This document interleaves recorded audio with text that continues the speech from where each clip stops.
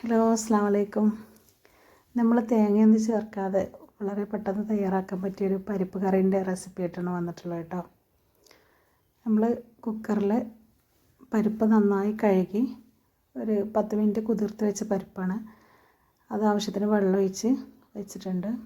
അതിലേക്ക് ഒരു വലിയ വെളുത്തുള്ളി, ഒരു ചെറിയൊരു കഷ്ണം ഇഞ്ചിയും ചതച്ചിട്ട് ഈ പരിപ്പിലോട്ട് ചേർത്ത് കൊടുക്കുന്നുണ്ട്.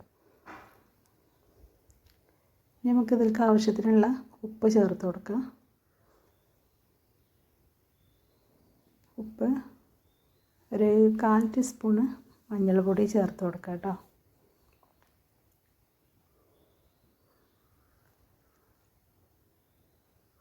വേറെ മസാലകളൊന്നും കൂടുതൽ ആഡ് ചെയ്യുന്നില്ല, ഒരു മഞ്ഞൾപ്പൊടി തന്നെ ചേർക്കുന്നുള്ളൂ. പിന്നെ എരിവിന് ആവശ്യത്തിന് 2 പച്ചമുളക് ചേർത്തിട്ടുണ്ട്.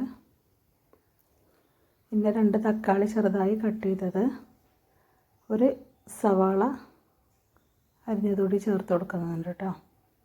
ഇതെല്ലാം കൂടിയിട്ട് 2 വിസിൽ വരണ വരെ പരിപ്പ് വേവിച്ചെടുക്കാം.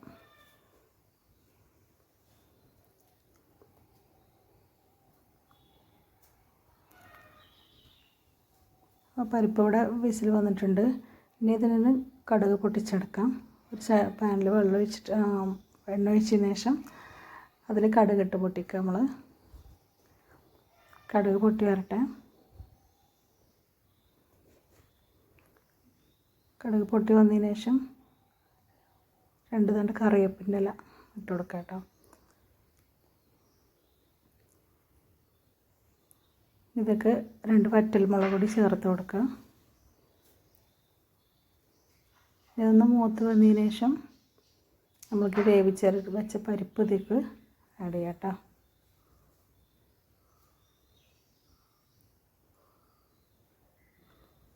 കുറഞ്ഞ ടൈം കൊണ്ട് തന്നെ തയ്യാറാക്കാൻ പറ്റുന്നൊരു കറിയാണിത്. കണ്ടോ, ഒരു പാകത്തിൽ ലൂസിൽ വേണം ചെയ്യാൻ കേട്ടോ. കാരണം ഇത് പരിപ്പാണ്, തണുത്ത് വരുമ്പോൾ ഒന്ന് കുറുകിയിട്ട് വരും. ഈ ഒരു ലൂസാണ് ഇതിന് വേണ്ടത് ഈ കറിക്ക്. പറ്റ വേവുമ്പോൾ തന്നെ ടൈറ്റായി കഴിഞ്ഞാൽ തണുത്ത് വരുമ്പം പറ്റ ടൈറ്റായി പോവും. അതുകൊണ്ട് കുറച്ച് ലൂസിൽ വേണം ഇത് തയ്യാറാക്കാൻ. കണ്ടോ, ഈ ഒരു പരുവത്തിലാവണം കറി വെന്ത് വരുമ്പം. നമ്മളെ കറി ഇവിടെ റെഡി ആയിട്ടുണ്ട്.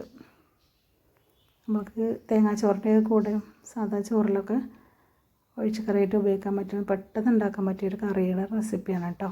എല്ലാവർക്കും വീഡിയോ ഇഷ്ടപ്പെട്ടിട്ടുണ്ടെങ്കിൽ ലൈക്ക് ചെയ്യുക, സബ്സ്ക്രൈബ് ചെയ്യുക. എല്ലാവരും ഒന്ന് ട്രൈ ചെയ്ത് നോക്കുക. വളരെ ടേസ്റ്റി ആയിട്ടുള്ളൊരു കറി തന്നെയാണ്. ഇൻഷാ അല്ലാഹ് അടുത്തൊരു വീഡിയോ ആയിട്ട് ഇനിയും കാണാം.